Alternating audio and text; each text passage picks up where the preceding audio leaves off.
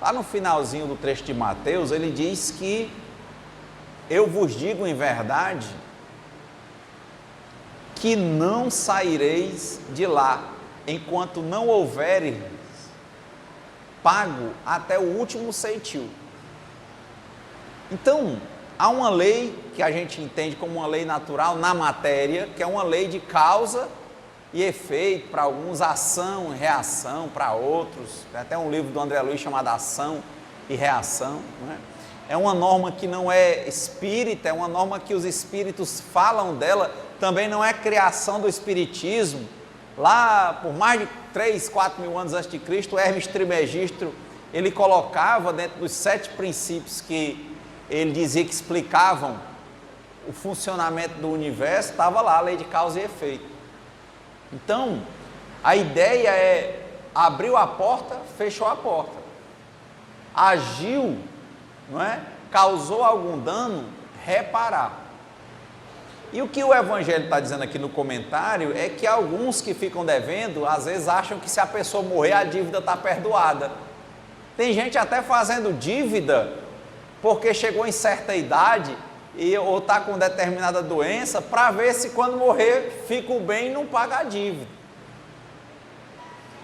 Que no direito a gente conhece isso como má fé. É uma má fé presumida, mas a pessoa acha que vai enganar e que não vai ser identificada, e ela usa de várias artimanhas mentais, né? Da racionalização material, como que vai enganar é o banco rouba é o povo, enfim, ela quer colocar qualquer coisa na culpa dos outros, mas ela não entende que a verdade ela é uma só. Ela não entende que existe uma lei que rege todas as coisas. Os hindus chamavam essa lei de Dharma. O pai de uma pessoa que eu admiro muito, ele falava sempre isso: meu filho, não queira nada de ninguém, porque o alheio, ele chora o seu dono. Como diz, aquelas coisas que você acha que ganhou, elas ficam como se fossem malditas, né, entre aspas, ela não tem prosperidade. É como se aquele dono, mesmo que ele morresse, ele ficasse chamando aquilo ou aquilo chamando o dono. Por quê? Porque não era seu. E assim vai para qualquer coisa, causa e efeito. Os taoístas falam que o universo é como um espelho, ele suporta tudo, mas assim como um espelho que vê qualquer imagem, ele devolve o que a gente tem. Não adianta a gente querer ser quem a gente não é, porque o espelho, ele não entrega a gente mesmo, ele entrega o nosso reflexo. Então o universo só vai entregar para nós o que nós jogarmos para ele. É como a plantação. Como é que eu posso, como diz André Luiz, plantar espinhos e aí esqueço que plantei espinhos? Um dia estou com fome e vou atrás de uva no espinheiro. Não vai dar. Se você plantou espinho, a regra natural é que você vai ter que colher os espinhos. Mas, então, Renato, eu vou me matar. Então não tem mais jeito, então eu não presto. Não, a vida ela é um constante progresso. É outra lei. Se a lei de causa e efeito é uma, a lei de progresso é outra. Um caminho de 1000 passos, ele começa pelo primeiro passo. Na hora que você quiser o que, Renato? Mudar. Como é que eu começo a mudar, Renato? Primeira coisa, tendo atenção, compreendendo e usando o livre-arbítrio, escolhendo mudar. Viver uma vida usando a sua inteligência, que é inteligere, escolher dentre, escolher o melhor. e começar a dar o primeiro passo. E o primeiro passo é a atenção para ter uma melhor compreensão e aí usar o livre-arbítrio. Fazendo a escolha é o projeto. E depois é só ir ajustando o projeto e construindo em cima do projeto. Renato, mas a história dos espinhos, eu plantei espinhos e estou todo arranhado. E em muitos lugares eu estou cortado. E onde eu piso eu me corto mais. E aí? Então, é ter paciência, de novo, usar a atenção, que você vai prestar atenção que muitos espinhos que lhe cortaram já não tem mais a mesma força. Outros que entraram na sua pele, naquele lugar que você pisou, eles abriram o quê?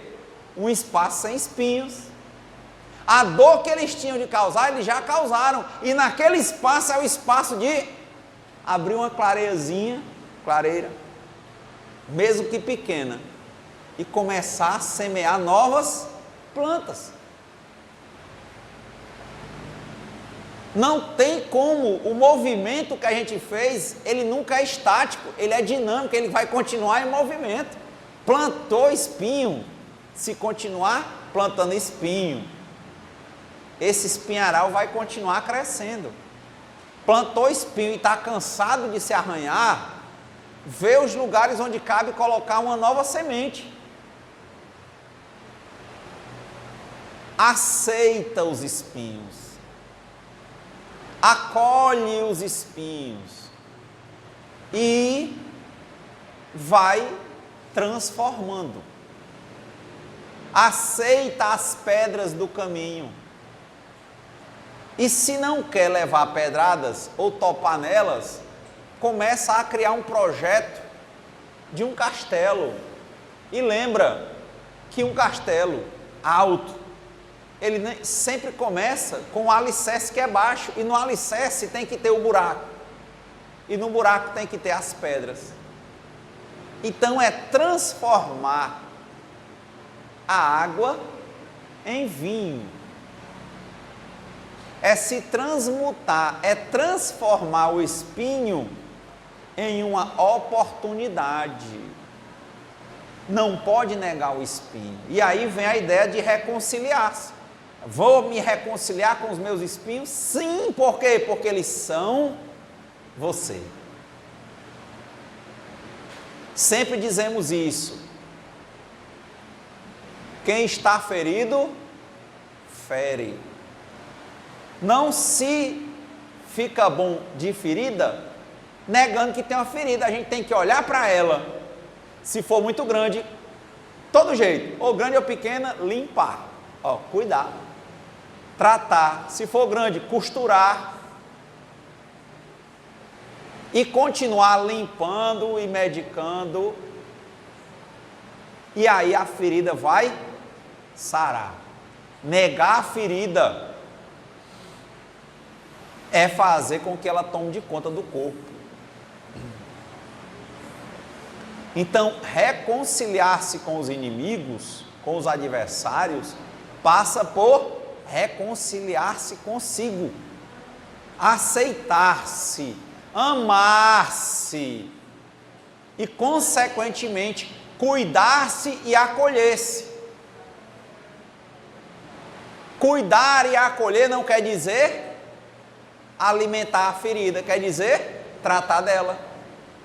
Cuidar de você vendo espinhos não quer dizer que você está alimentando o espinharal, quer dizer que você está lembrando que muitas vezes, no tempo certo, dos caules de espinhos aparecem flores. Aí você lembra das flores dos pés de mandacaru, do cacto. Você lembra que as flores em geral, no caule delas tem espinhos. Você lembra que lá no Pequeno Príncipe, ela conversando com o príncipe lá no livro do Saint-Exupéry, no momento ele se preocupa, e ela diz, não se preocupe, eu tenho os meus espinhos, pode ser que uma hora os espinhos lhe fortaleçam e sejam a sua defesa. Ele diz, e as lagartas, quer dizer, os efeitos colaterais que vêm da minha condição, como a condição humana na matéria que tem necessariamente doença, velhice e morte. Ela responde, é preciso que eu suporte uma ou duas lagartas, se ao final eu quiser ver as borboletas. Então, de espinhos eu posso encontrar fortaleza, em espinhos eu posso ver transformação, com o tempo certo eu posso ver as rosas, as flores. Para algumas coisas eu posso me defender. Tudo é uma questão de atenção e compreensão, que é só ela que vai fazer a gente vencer a ignorância, que é compreender errado a natureza das coisas e ficar repetindo como se aquilo fosse o certo. E jogando espinhos para o universo. Porque tudo que vai à minha boca é porque vem do meu coração. Se eu vivo em guerra, é porque tem guerra dentro de mim. Eu tenho que trabalhar a paz dentro de mim. Tem uma história, até coloquei lá no grupo, né? Que é um dos livros mais antigos, é como se fosse uma das bíblias centrais dos indianos, que é o Ramayana. Lá a cultura tem os 4 Vedas, e tem o Ramayana, o Mahabharata e o Bhagavad Gita. E eles ensinam muito os indianos por histórias. Histórias que têm fundo moral. E nesse ponto é importante, o caso do Rama me marca muito, porque, resumindo a história que eu já falei aqui algumas vezes, ele era um príncipe, e o pai dele estava velho e disse, todo mundo gostava dele, ele já geria coisas há 10, 12 anos. Ele fez uma reunião com os outros reis, governantes, ministros, e disse, olha, será que eu devo esperar mesmo eu adoecer e morrer para ver o Rama governando? O que vocês acham da gente fazer logo ele rei? Todos imediatamente disseram, ótimo, Rama é um bom rei. Foi tão unânime que o próprio rei que fez a proposta ficou assim, vixe, vocês não gostam de mim não? Aí ele disse, não, não é isso, é porque realmente Rama é um grande homem, vai ser um grande rei. E o senhor realmente prestou muito serviço, merece um descanso. Aí todo mundo fica feliz, o reino começa festas, no outro dia vai ser o coroamento de Rama como rei. Toda a vida viveu no palácio, mas sempre ele foi reconhecido por ser muito resignado, muito digno. E aí, naquela cultura, não é? O pai dele tinha 3 mulheres, ele já quando nasceu, ele já tinha as 3 mulheres, nasceu ele e os outros irmãos, né? Teve uma mulher que teve 2 filhos, outra que teve 1 e a mãe dele também teve 1. Então eles tinham praticamente todos quase a mesma idade. Só que o Rama era o mais velho. Ou seja, com o tempo, naturalmente ele também seria o rei. Mas o rei achou que era a hora aquela. Então tudo ficou certo para ele ser o rei. À noite, festas, presentes, todo mundo satisfeito. E ele ficou normal, ele nem ficou alegre, nem ficou triste, ele ficou normal. Se é a vontade do meu pai, eu sigo. Só que, pasmem, uma das mães, né, ele chamava as outras mulheres do pai dele de mãe. Botaram uma coisa na cabeça dela e ela achou que ele, quando fosse rei, ia privilegiar a mãe dele de sangue e ia botar ela para ser escrava e ia ser contra o outro irmão dele, filho dela. E aí começou a intifada, né? Porque ela era uma das mais queridas do rei, das 3 mulheres, e o rei, há muito tempo, tinha feito uma promessa que ela tinha direito a 2 desejos, e ela guardou. Aí ela chegou na véspera do menino tomar posse, ela passou a noite chorando sem dormir. Quando o rei amanheceu lá no quarto dela, ele perguntou a ela o que ela tinha. Ela disse: não, eu quero lhe pedir uma coisa. Aí ele disse: pode falar. Ele disse: não, mas acho que eu não vou lhe pedir não, porque você não tem condição de fazer. Aí o rei: ora, o que eu não tenho condição de fazer? Eu sou o rei. É mesmo? É. Você lembra que você me deve 2 pedidos? Ele disse: lembro. Aí contou a história. O que você quer? Ele disse: eu quero que Rama não seja o rei. Mas eu... Bom, você não disse que faz o que eu quiser? E você não está me devendo? Havia um rei sem palavra? Aí ela, já pensando que se ele ficasse lá e o filho dela fosse ser o rei, ia ter briga política, aí disse: não quero que Rama seja o rei, e quem vai ser o rei é meu filho. É o primeiro pedido.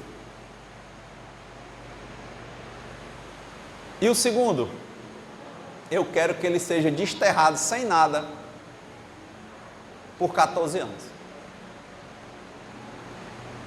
O rei caiu logo chorando. Ele disse: como você vai acabar com a minha vida? Ele disse: vai acabar se você for um rei que não tem palavra. E aí, resultado, né? O rei, muito chateado, disse: você me matou hoje, mas eu vou cumprir. Mandou chamar o Rama. E o Rama veio. Ele tinha ao invés de tomar a bênção, né? Lá ele se ajoelha assim e bota a mão assim aberta nos pés do pai. E chegou para ela também. Estava o rei e ela, e chama ela de mãe. Aí o rei, quando começou a falar, começou a chorar, ele não conseguiu mais falar. Ela disse: não, eu falo. Ele disse: o que é? Bom, é o seguinte, seu pai estava me devendo 2 pedidos, e os pedidos são o seguinte: eu disse que quem vai ser o rei não é você mais, e que você vai ser desterrado por 14 anos. O que é que qualquer um, que eu digo em regra, quem é embrutecido, espiritualmente não evoluído, ia achar bom ou ruim? Ruim. Ia ficar numa boa ou se revoltava? Pois Rama olhou para ela com a serenidade do mundo e disse: mamãe, a senhora não precisaria ter gasto os seus 2 pedidos. Bastava a senhora ter falado comigo, que eu não assumiria. O pai dele nessa hora ganhou fôlego de falar. Mas meu filho, diga que eu estou velho, estou louco, me prenda e assuma o reinado, que aí me desmoralize que dá certo. E os reis estão todos com você. Ele disse: nunca eu vou tirar a sua moral como meu pai e como o grande rei que o senhor é. O senhor deu a sua palavra vai ser cumprida. E eu vou para o desterro hoje.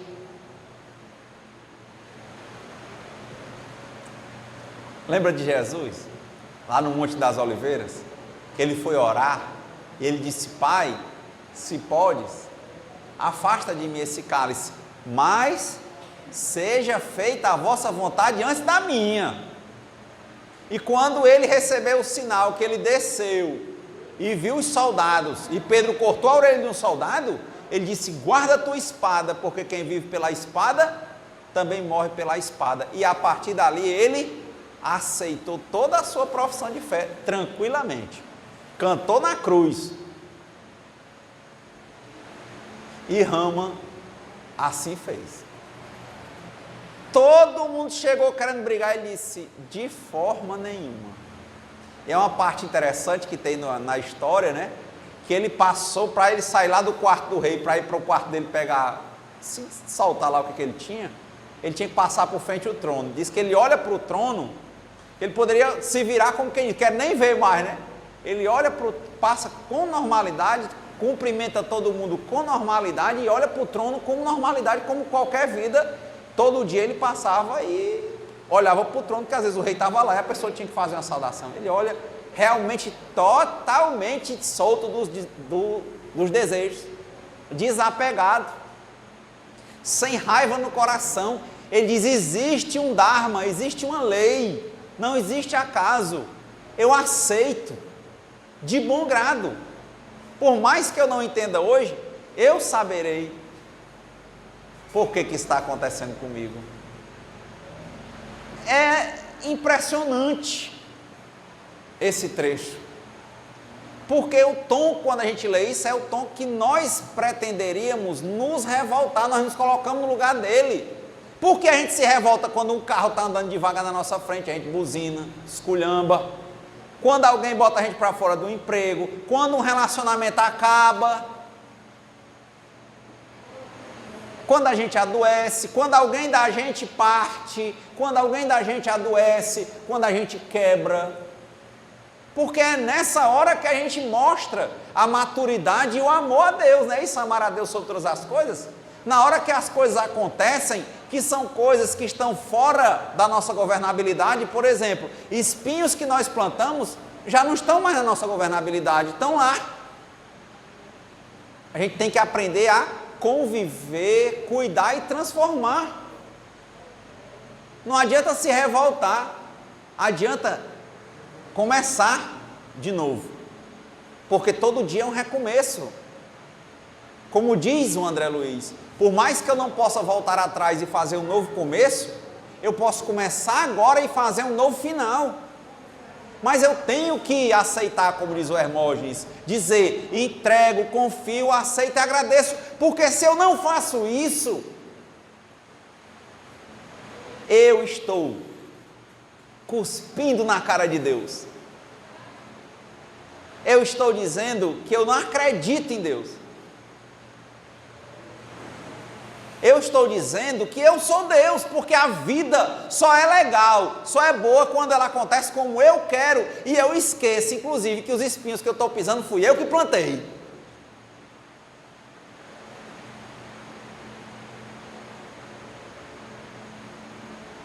É a passagem que dói quando você lê o Ramayana, porque tinha uma história que a gente conta do Buda, que ele estava um dia meditando com várias pessoas e tinha um cara que gostava muito de confusão, e todo mundo lá de olhos fechados. Ele entrou, mais de 300 monges e o Buda sentado, e ele chegou e deu uma cusparada grande na cara do Buda, cuspe mesmo, pá! O que ele queria? Que o Buda fosse brigar. O que mais impressiona é que o Buda, sereno, como um dia, ele abriu o olho, olhou para o rapaz, bem tranquilo, sem crítica, sem vontade de brigar, sem ironia. Ele olhou e disse assim: o que é que vem depois? Olha a história. Se fosse Pedro, hein? Tinha cortado ele com a espada, né? O Buda olhou para ele e disse: o que é que vem depois? Mas se ele tivesse ido com a espada, podia ser que ele tivesse retrucado, ele queria brigar. E briga, e briga, e briga. Buda disse: o que é que vem depois? E ele olhou na cara dele para ver se ele estava fazendo hora com ele. Mas ele olhou, os olhos do Buda eram serenos. Disse: o que é que vem depois? E ele ficou sem jeito, saiu, desesperado. No outro dia voltou e caiu aos pés do Buda e disse o quê? Me perdoe. O Buda disse: pelo quê? Não, porque ontem eu vim cuspir na sua cara. Ele disse: não, ontem já passou. O homem que veio aqui ontem não é você, porque você está aqui aos meus pés e está querendo que eu seja seu mestre. Então, pois deixa eu ser seu discípulo. Ele disse: comece. E pronto.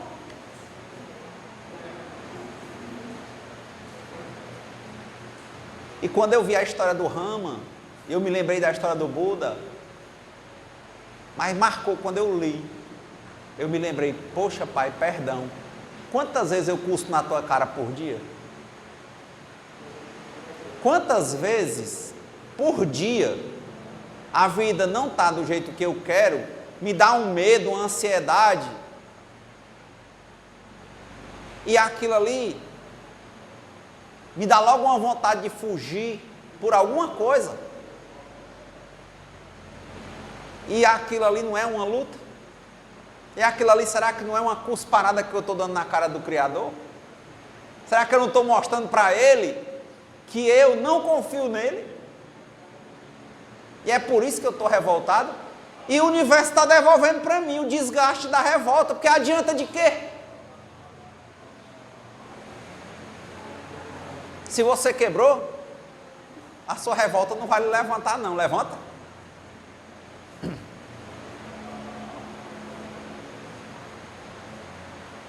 Se perder um relacionamento, a revolta vai trazer ele de volta?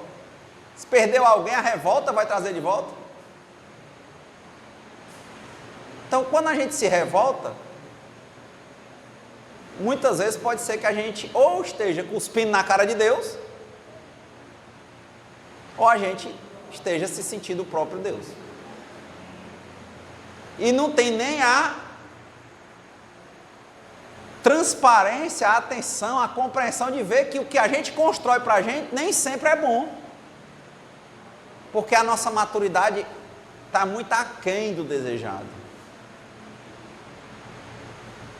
Eu parei e disse: Pai, me perdoe. Porque qualquer ar de revolta só pode ser contra Deus. Por isso eu gosto da oração da serenidade. Eu digo: concedei-me, Senhor, a serenidade para aceitar as coisas que eu não posso modificar, coragem para modificar as que eu posso, e sabedoria para perceber a diferença, para distinguir o que eu posso modificar do que eu não posso. Pai, quando eu tiver um problema, os hindus lá, o Paramahansa Yogananda, né? O Yukteswar, o mestre dele, o mestre do mestre dele, o Lahisi Marasaya, o Badaji, eles falavam: meu filho, qualquer problema que você tiver, se sente e medite. Lá nos anônimos, seja alcoólicos anônimos, dependente de amor e sexo anônimo, neuróticos anônimos, codependente, o 11º passo é meditação e oração. O 2º passo é acreditar num poder superior. O 3º passo é entregar a minha vida e as minhas vontades nas mãos de um poder superior a mim mesmo. Ele dizia: qualquer problema que você tiver, não se revolte, se sente e medite. E a meditação deles é conversando com o Criador. E a conversa com o Criador nunca é de revolta, porque Ele é onipresente, onisciente. Ele é Pai, um Pai amantíssimo.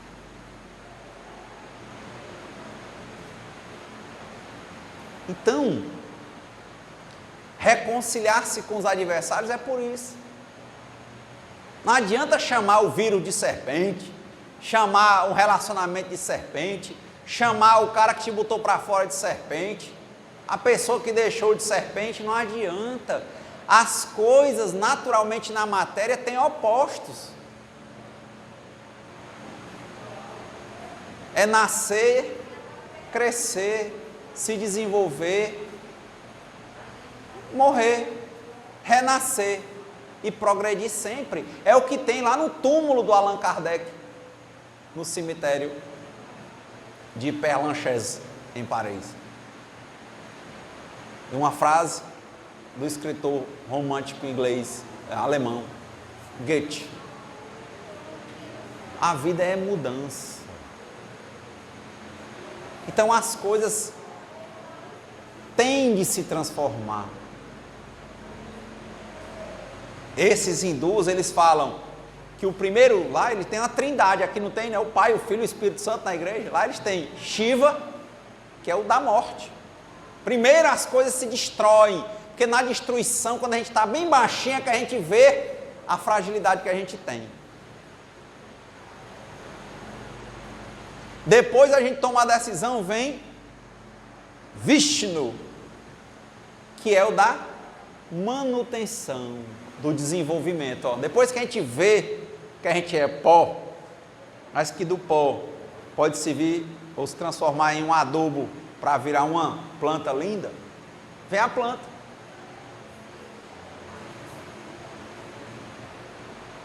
Lá, ó, Vishnu. E uma nova criação, Brahma. Shiva, Vishnu, Brahma. Pai, Filho e Espírito Santo aqui. Lá não são Pai, Filho e Espírito Santo, mas só para dizer que tudo tem um começo. Raul Seixas, ó, ele tirou de lá. O início, o fim e o meio, porque o meio é um novo começo. Sempre é um novo começo. Nunca a vida tem fim. É tão bonito isso. Na mitologia dos hindus, primeiro vem Shiva, depois esse que é o da transformação, da morte, depois o Vishnu, Narayana, e da barriga dele sai assim uma cordinha que abre uma flor de lótus e nasce Brahma, que é o Criador. E quer dizer, tudo é recriado. As coisas chegam ao fim? Não. Elas concluem fases, depois se transformam. Mas o nosso apego faz com que a gente crie inimigos, crie adversários, porque a gente quer ser Deus, a gente quer que a vida não tenha doença, velhice e morte, a gente quer morrer no mesmo emprego, a gente não quer lembrar que às vezes sai do emprego porque vai arranjar uma coisa melhor, porque às vezes vai virar um empreendedor,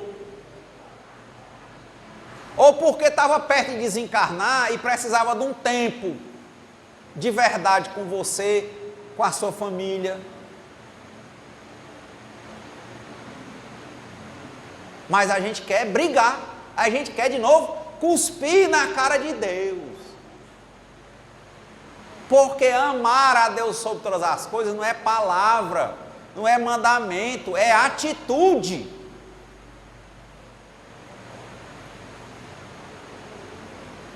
Quem ama, ama. Eu não preciso dizer, oh meu Deus, eu te amo todo dia. Na hora que tem um problema, cospe na cara. Não acredita? Se é na hora do problema que vem o desenvolvimento, que é o que os espíritos falam. A dor é necessária, mas o sofrimento é opcional. Qual a diferença de dor e sofrimento?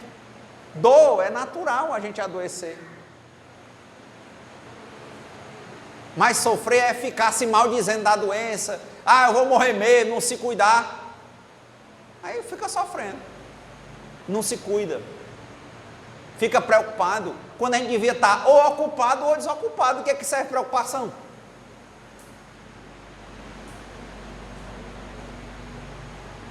É atitude. Ah, eu estou desempregado, e aí? O que eu faço? Arranjar um novo emprego, um novo trabalho, vou estudar, vou começar por coisas que eu não recebo nada, depois eu posso receber alguma coisa. E em tudo acreditar que não existe acaso e que existe Deus acima de todas as coisas. É um sonho de Deus, que isso aqui é a ficção,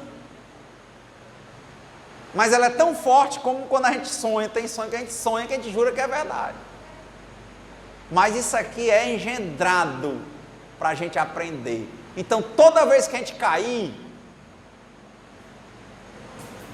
a gente deve olhar como Paulo, quando caiu no cavalo no caminho de Damasco e cegou. Naquela hora, ele resistindo, perseguindo, apedrejando, matando, esculhambando os cristãos, ele caiu no chão de joelhos, e ao invés de esculhambar porque ele ficou cego, ele disse o quê? Senhor, o que queres que eu faça? Na hora que ele fez a pergunta certa, aí virou o que a gente conhece. Ali nasceu Paulo de Tarso. Na cegueira. na ilusão. Quando eles falam, abandona os desejos, não quer dizer que você não tenha projetos de vida, não. Quer dizer, simplesmente assim, se não acontecer tal e qual do jeito que eu quero, eu digo o quê? Não é só dizer, eu ajo no sentido de estar sereno e dizer como? Agir como? Com o famoso, seja feita a vontade de Deus e não a minha. Se é para o meu bem, vai acontecer. Se não é, não vai. Desde que eu faça a minha parte, no que eu posso fazer. Mas eu tenho que ter a humildade de saber que tem coisas que não estão na minha governabilidade, enquanto eu estiver na matéria. Eu não consigo ver outro modo de explicar um evangelho sobre reconciliar-se com os adversários. Por quê? Porque nós, ao nos acharmos deuses, ou cuspirmos na cara de Deus, não sermos como Rama, não sermos como Cristo, não sermos como Buda, não aceitarmos, não nos soltarmos dos nossos desejos, não entregarmos o que nós temos na mão quando nos é pedido, nos desesperamos, e nesses momentos nós queremos dar nomes aos bois, dizer que é porque aquela pessoa que tem uma identidade, um RG, um CPF, com aquele nome, aquela cara e aquela família é que não presta. Eu não quero entender que a vida, as coisas mudam, e que mudam para o bem, e que o meu desejo, o meu apego à matéria, a querer que não haja mudança, a querer uma estabilidade que não existe,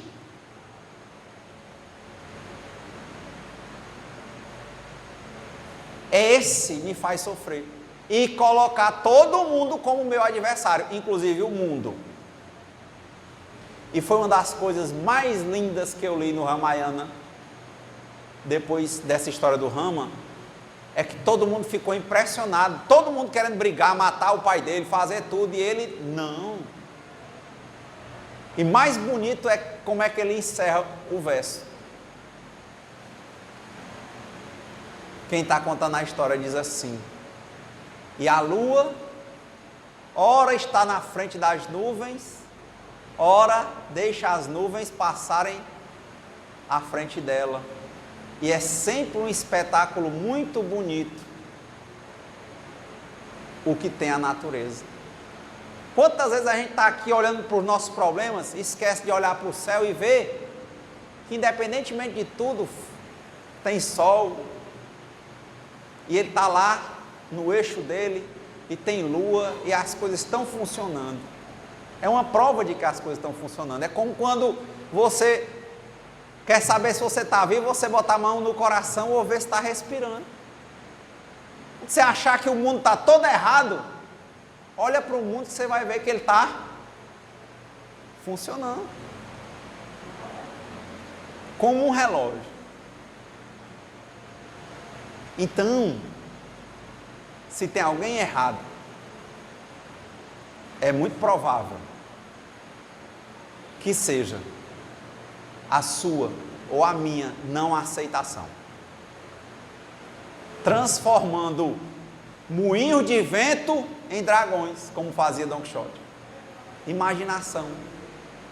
Transformando o povo em adversário. Mas nós temos que nos observar com atenção, nos acolhermos, nos curarmos e, de fato, compreendermos quem nós somos na natureza, na matéria, e qual é o nosso papel, e lembrarmos disso, que existe um Criador, que não existe acaso, que a dor é necessária, mas o sofrimento é opcional, que o caminho de 1000 passos ele começa com o primeiro, que seja feita a vontade de Deus e não a nossa, vivermos uma vida religiosa. É isso, abandonarmos os desejos. De novo, não é desejar, não é sonhar, não é isso não. É sabermos, como disse o Siri Han, quando vem o vento, sentir o prazer, a satisfação do vento, e quando o vento passar, sentir um pouco de calor, e não querer prender o vento. Aceitarmos, deixarmos a vida fluir e sermos um elemento com ela, porque quando nós estamos com Deus, quem tem força de ser contra nós? Quando nós estamos com a natureza, já viu alguma barreira segurar a água quando ela passa por cima da barragem? Com a natureza nós vamos bem, contra a natureza nós não temos força. Então, aprendermos a olhar em tudo, as mãos de Deus. E vivermos uma vida o mais serena possível. Mais amorosidade, mais paz dentro de nós, para que nós possamos irradiar amor, paz, serenidade. Uma semana de muita paz e muita luz para todos nós. Obrigado.